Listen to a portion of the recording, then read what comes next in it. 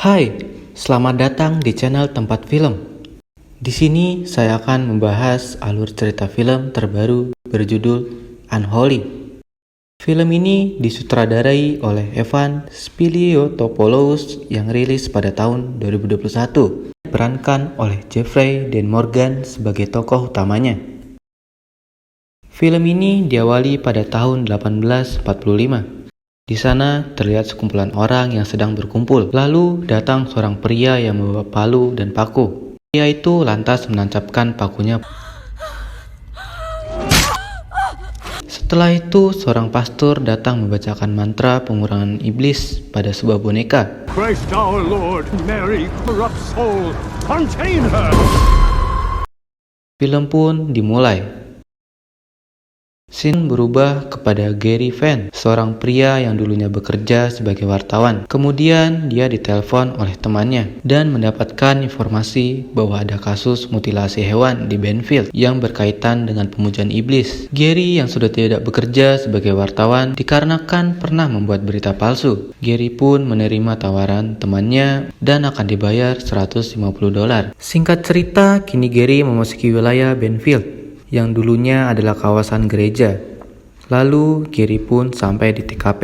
Namun Gary tidak melihat hewan-hewan yang termutilasi. Yang ada hanya seekor sapi yang sehat. Gary merasa tertipu oleh informasi yang diberitahukan oleh temannya. Kemudian saat sedang mengobrol, datang seorang pastor bernama Hagan. Dia menyuruh membawa pergi sapi tersebut dikarenakan kotorannya yang mengganggu. Pemilik peternakan pun meminta maaf. Lalu Gary pun berniat untuk pulang karena tidak mendapatkan berita. Namun ketika sedang berjalan, Gary mendengar bisikan-bisikan yang tidak tahu dari mana. Lalu Gary melihat sebuah pohon mati dan mendatanginya. Gary pun mengecek pohon itu dan ternyata dia menemukan sebuah boneka seram yang terlilit rantai. Di boneka itu tertulis tanggal 31 Februari 1845.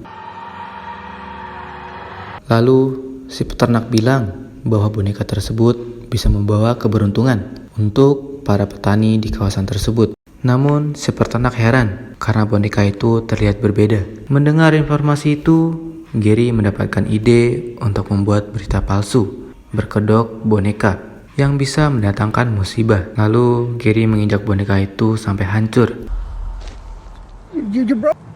dan menyuruh si peternak untuk difoto bersama dengan boneka itu agar bisa dijadikan berita palsu oleh Gary. Singkat waktu, hari sudah berganti menjadi malam. Gary yang sedang dalam perjalanan pulang tiba-tiba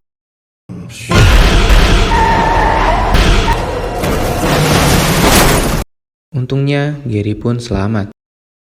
Kemudian Gary pergi untuk mencari wanita yang tadi dia lihat. Lalu wanita itu terlihat sedang berjalan masuk ke dalam hutan. Gary yang penasaran langsung mengikutinya. Terlihat wanita itu sedang berdiri di depan pohon dan berbicara, "Aku mempersembahkan jiwaku seutuhnya padamu."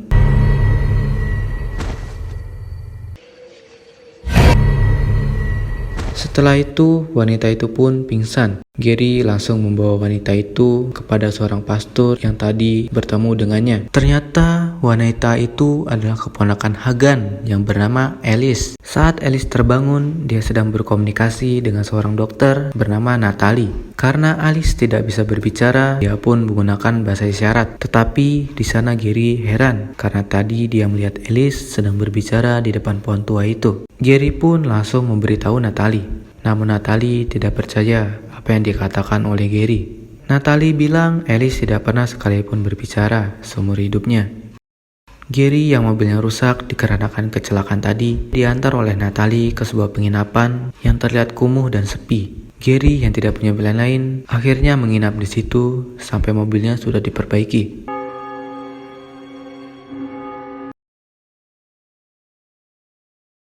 Gary yang sedang menunggu mobilnya belum selesai diperbaiki, akhirnya dia pergi ke sebuah gereja. Di sana, Gary melihat Alice yang sedang duduk di depan. Namun, Alice terlihat seperti mendengar bisikan suara gaib. Alhasil, beberapa remaja yang ada di sana seperti terkena hipnotis untuk pergi keluar gereja mengikuti Alice.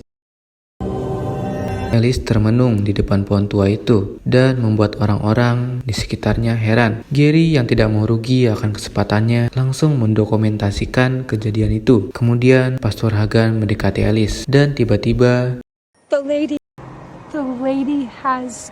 Alice pun bisa berbicara, yang membuat orang-orang di sekitarnya kebingungan. Alice memberitahu bahwa mukjizat suara itu berasal dari Bunda Maria. Bunda Maria bilang kepada Alice untuk menyuruhnya datang lagi esok hari. She wants us to come again tomorrow. Lalu terlihat Gary sedang memeriksa hasil fotonya. Gary berpikir, apakah ini bisa dijadikan berita untuk diberikan kepada atasannya? Gary pun menelpon atasannya. Namun atasannya tidak percaya kepada Gary lagi dan malah memarahinya. Setelah itu Gary pun tidur. Saat tidur dia bermimpi mengenai sebuah boneka dan wanita seram yang muncul dari dalam air.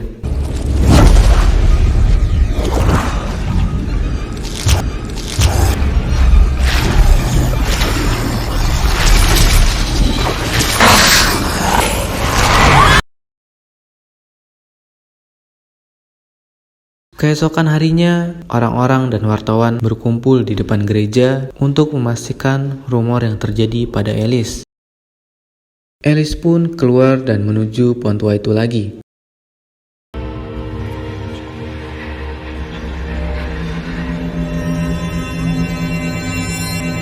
Lalu Alice menghampiri seorang anak yang tidak bisa berjalan. Lalu bertanya, apakah kamu percaya mukjizat? Kemudian kejadian di luar dugaan terjadi.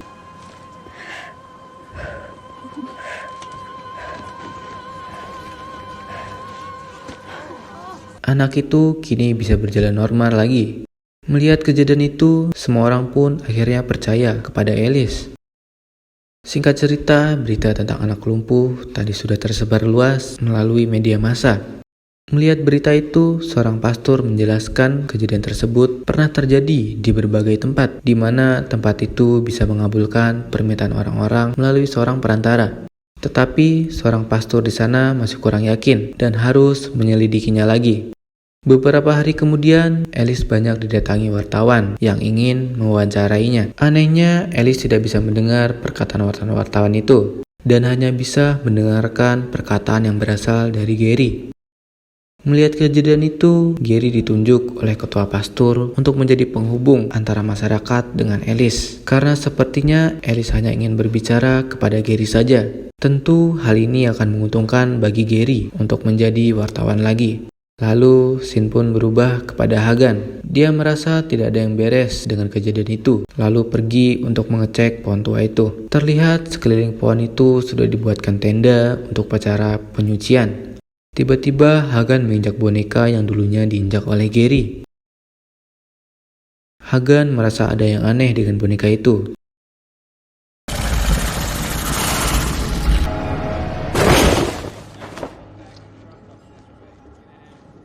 Kemudian Hagan pergi membawa boneka itu. Di sisi lain, Gary yang sedang bersama Alice sedang bersiap untuk wawancara. Namun tiba-tiba Hagan datang dan menyuruh Gary untuk menghentikan wawancaranya dan menyangka Gary hanya memanfaatkan Alice untuk karirnya saja. Kemudian Hagan menyampaikan sebuah informasi bahwa jika mukjizat Tuhan pergi akan ada kekuatan jahat yang akan menggantikannya. Gary pun termenung mendengar itu. Malam harinya Gary pulang ke penginapan, namun ia merasa seperti ada yang mengikutinya. Gary pun mencari tahu tentang sejarah kota Benfield, di mana Gary mengetahui bahwa kota Benfield adalah tempat keajaiban dan kutukan muncul. Di pagi hari, di dalam gereja terlihat Alice yang sedang berlatih nyanyian gereja yang dipandu oleh Pastor Hagan. Setelah Alice bernyanyi, Pastor Hagan tiba-tiba penyakitnya kambuh.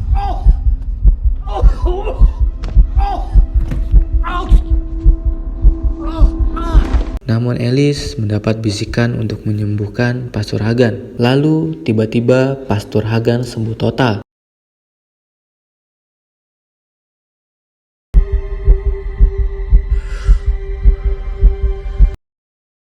Padahal saat cek ronsen, paru-paru Hagan yang tadinya rusak sekarang menjadi paru-paru yang sehat. Hal ini tak mungkin terjadi kalau bukan karena mukjizat. Pastor yang tadinya tidak percaya akan hal itu kini sepakat menjadikan pohon tua itu sebagai tempat suci. Berita itu kini sudah tersebar ke masyarakat dan mereka mulai mempercayai bahwa Benfield adalah tempat suci Bunda Maria. Namun, ada juga warga yang ketakutan dan memilih untuk pergi dari wilayah itu. Karena katanya, jika kekuatan Tuhan sudah turun ke dunia, maka akan ada bencana besar di wilayah itu. Singkat waktu, Pastor Hagan yang sedang merokok melihat asap rokoknya mengarah ke suatu lubang di tembok. Pastor Hagan lalu mengeceknya. Ternyata, dia menemukan sebuah buku yang membuat dia kaget. Di sisi lain, Gary yang sedang mengobrol dengan Natalie, tiba-tiba Gary menjelaskan tentang boneka yang pernah ia temukan yang terlilit rantai dan dicap tanggal 31 Februari 1845 yang pastinya tidak ada di kalender. Lalu Natalie pun menjelaskan berdasarkan buku sejarah yang ia baca, di mana boneka itu tak hanya dijadikan jimat keberuntungan, boneka itu juga bisa menjadi penjara bagi iblis jahat. Mendengar itu, Gary kepikiran tentang boneka yang dia hancurkan. Setelah mengobrol, mereka pun berjalan-jalan. Namun, saat Gary sedang berjalan, dia melihat sebuah sungai dan rumah tua. Gary pun kepikiran tentang tempat yang ada di mimpinya. Lalu, Gary melihat ada sesuatu yang aneh di dalam air.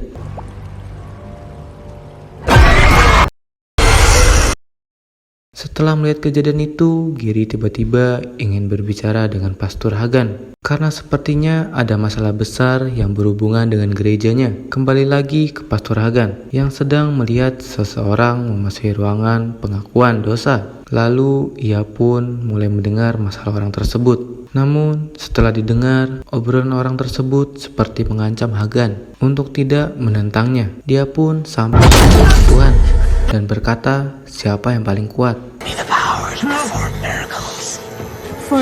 Hagan pun ketakutan dan kaget ketika melihat sosok aneh di depannya.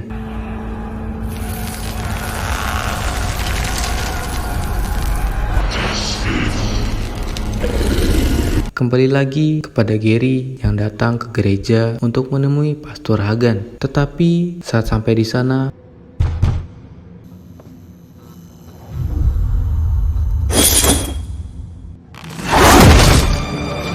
Pastor Hagan sudah mati tergantung.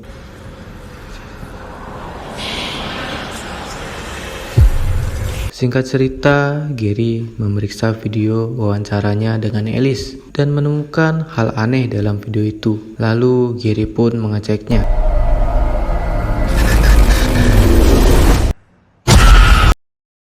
Dari pemakaman Pastor Hagan, Gary menghampiri Natalie dan bertanya di mana berkas gereja disimpan. Lalu Natalie pun mengantarnya.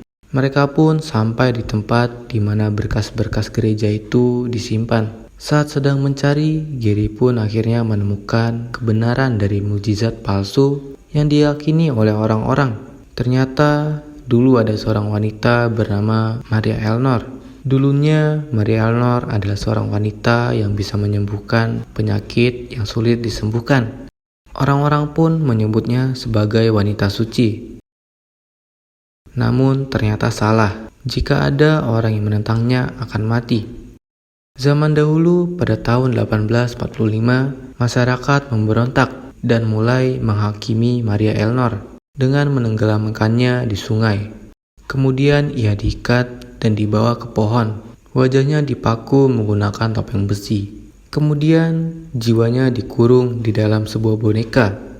Setelah Gary dan Natalie mengetahui kejadian yang sebenarnya, tiba-tiba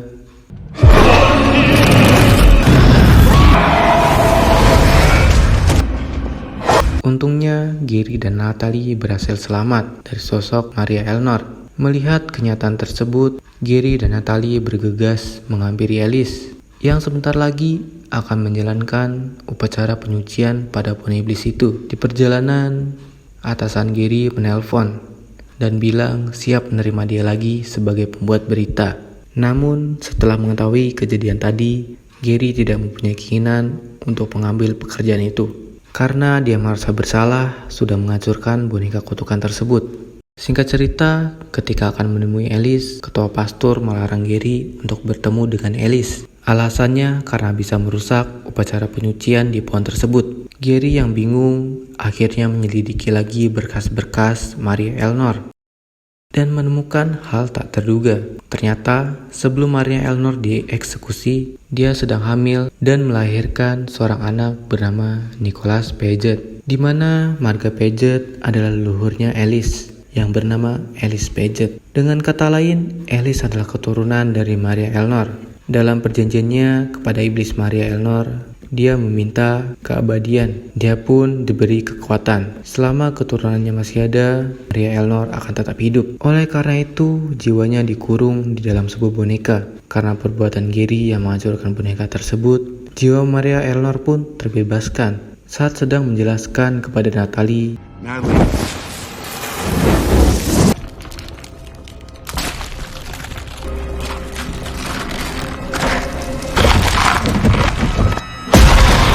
untung saja pastor datang dan membacakan doa, namun saking kuatnya iblis itu mampu menghapus ayat-ayat di kitab itu. Untungnya pastor itu pun mampu membacakan doa tanpa kitab dan berhasil mengusir iblis itu. Lalu pastor tersebut berkata, jika orang-orang berdoa kepada iblis itu, maka iblis itu akan semakin kuat dan mereka harus cepat menghentikan upacara penyucian itu. Singkat waktu, pastor dan Gary bersama Natalie mempersiapkan upacara untuk pengusiran iblis dengan akan memasukkannya ke dalam boneka itu. Saat itu Gary mengaku semua kesalahannya kepada mereka, bahwa ini semua adalah salahnya karena telah menghancurkan boneka itu demi sebuah berita palsu.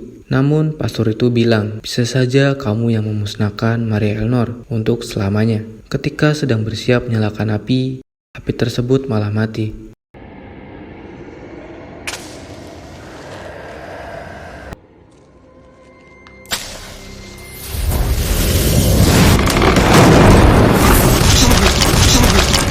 Alhasil, pastor itu pun mati terbakar. Iblis itu semakin kuat karena ada banyak orang yang mempercayainya. Natalie dan Gary pun bingung. Namun Gary berkata, ada satu cara. Jika iblis itu semakin kuat berkat kepercayaan manusia, maka dengan membuat mereka tidak percaya, iblis itu akan lemah dan keraguan bisa melemahkan iman. Mereka harus bisa menggoyahkan keyakinan Alice dan orang-orang yang mengikuti acara itu. Di sisi lain, upacara tersebut akan segera dimulai dan dihadiri banyaknya pengunjung dan ditampilkan juga secara live di televisi. Semua orang memuji Alice dan akan menyerahkan keyakinan sepenuhnya pada Alice. To Our Lady of Banfield. Harry,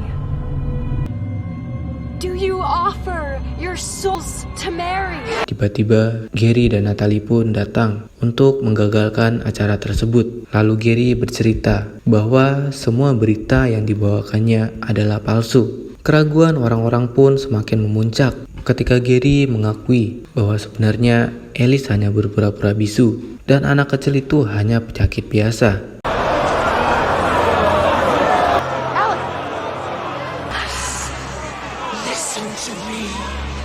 Di saat kepercayaan Alice semakin goyah, iblis itu terus membisiki Alice. Lalu iblis itu mengancam Alice, jika kamu tidak percaya padaku, kamu tidak akan bisa berbicara lagi. Alice pun akhirnya mulai memberi keyakinan bahwa perkataan Gary adalah benar. Mr. Fenn is telling the truth.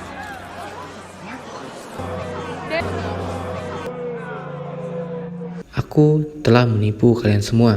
Di saat semua keyakinan orang mulai pudar, tiba-tiba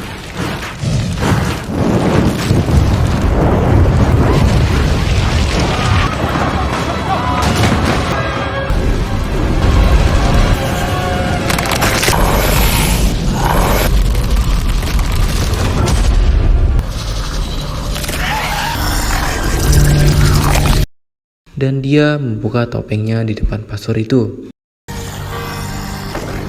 Saat pastor itu menodongkan salib kepadanya, Maria Elnor pun menyentuhnya, sekaligus membuat pastor itu mati.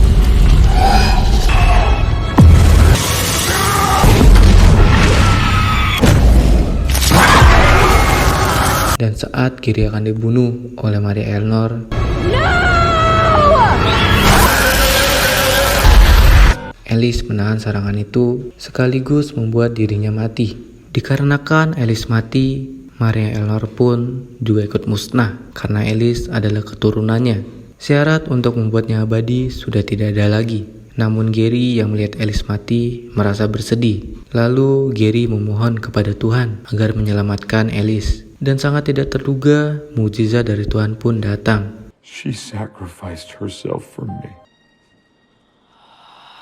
Alice pun kembali hidup, tetapi dia tidak bisa berbicara lagi.